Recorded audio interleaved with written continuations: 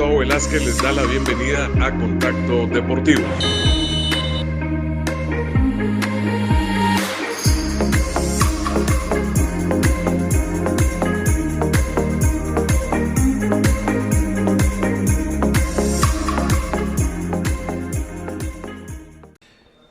Estamos saludándoles en este primer domingo del mes de octubre. Yo les digo consternado, como soy un enemigo acérrimo de la violencia manifestada en que yo digo algo impropio, algo ofensivo, que no lo hago precisamente porque no quiero tener una repercusión de la molestia o el sentir de otra persona, y no digamos cuando ya es de cruzar golpes, patadas y un montón de cosas. Lo que aconteció este sábado en el estadio Manuel Carrera del Trébol, desgraciadamente no es la única que ha existido a lo largo de la historia. Me refiero a batallas campales. En 1972, una en la que lamentablemente el equipo de mi simpatía Aurora estuvo involucrado en la respectiva con el rival, otro rayado, pero albirrojo en el caso de Tipografía Nacional. Fue una cosa lamentable un sábado. En dos tiempos hubo un jugador que encontró un pedazo de ladrillo y se lo estampó en el arco superciliar al rival.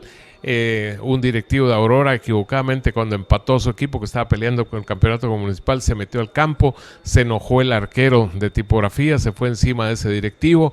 Los jugadores de Aurora a defender a su directivo. Bueno, la de San Quintín, terrible. Luego recuerdo ingratamente una de inicio de 1980, ahí fue invasión de cancha porque hubo primero quien asusó a la gente en Cobán, en el Verapaz, para que se metiera al campo. Y luego hubo otra mano terrible que quitó el candado, le quitó llave al candado y lo quitó para que esa gente se metiera al campo.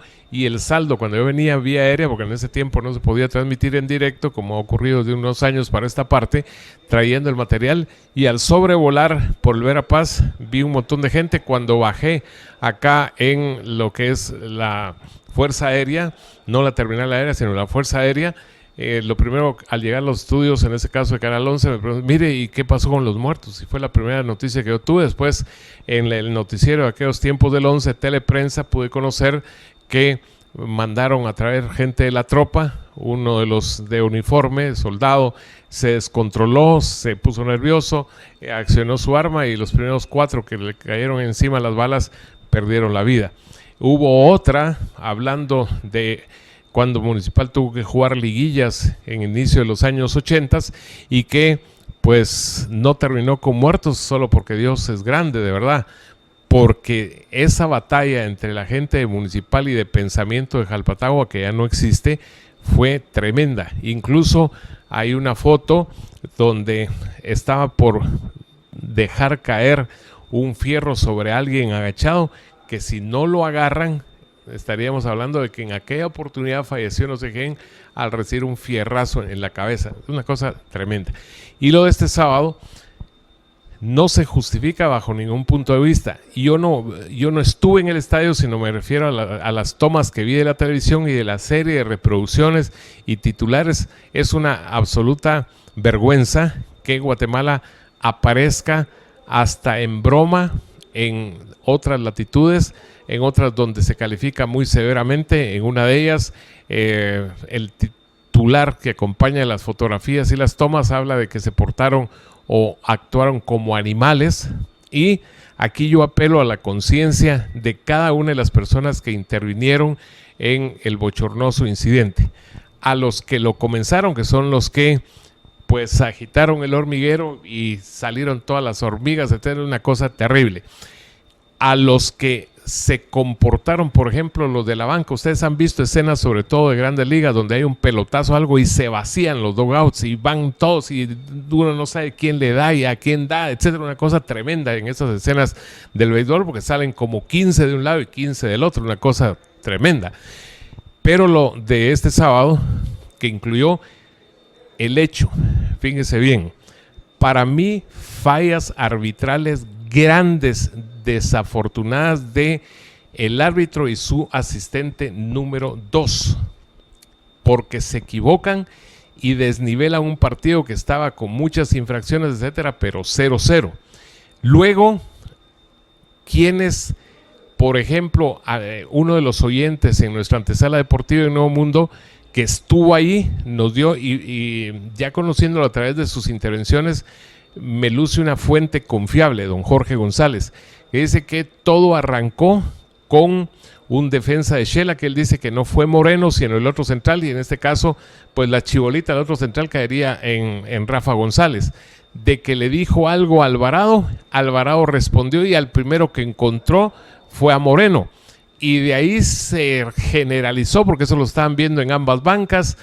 Terminaron 7 expulsados, los 2 técnicos por meterse al campo, gente que trataba de separar a otros, y los que protagonizaron parte de lo que más se vio definitivamente como negativo fue que se va el Chucky Santeliz, que ya lo había, y que por cierto que nos contó en una charla que fue boxeador, y hay quien le dio referencia a José Pablo de que lo conoce de esa etapa de boxeador, y luego viéndolo actuar, ya prácticamente con la indumentaria de descanso o de calentamiento, porque ya lo habían relevado, persigue al 8 de Municipal, porque según él inició todo allá hablando del Choco Alvarado.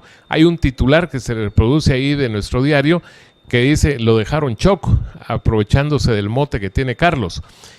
Y Carlos corriendo alcanza a lanzar una patada, pero se va al piso. Y ahí es el momento que aprovecha Edward para caerle encima, propinarle un derechazo que le partió el pómulo. Eso en las tomas de la televisión lo cuentas, pero al margen de reprisar eso que es lamentable, que es triste además, el pedido va para técnicos, para que dentro de lo que trabajan en la semana esté el pedirle a sus jugadores con postura a no reaccionar ante provocaciones, que eso puede irse hasta el público, porque ahí viendo los gestos y cómo zarandeaban, que afortunadamente son bien cimentadas y altas esas de contención, aparte de que otros sí aprovecharon cuando salió el bus de Shela y le tiraron de todo al bus de los Chivos, que Shela volvió a usar su bus, el que es el bus Chivo, y como que lo hubieran bautizado prácticamente con todo lo que le lanzaron. Pero ahora viene algo muy importante, muy importante, que es que ponga Abner Escobar y que haga el organismo disciplinario con lo que ponga y lo que tendría que solicitar ese organismo disciplinario para imponer sanciones ejemplares, sin estar viendo a quién, ni estar viendo de qué equipo es, etcétera, sino en base a observar el video o los videos, porque nos hicimos, entre comillas, populares en el mundo por esa barbaridad. Absolutamente no se puede calificar de otra manera.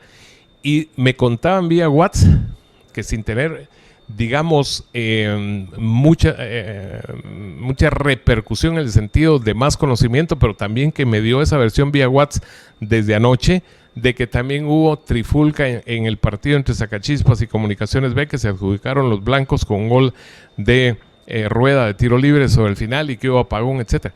Entonces, todos los malos ejemplos habitualmente de allá y sobre todo los de acá, pues es la inclinación del ser humano de imitar esas malas cosas.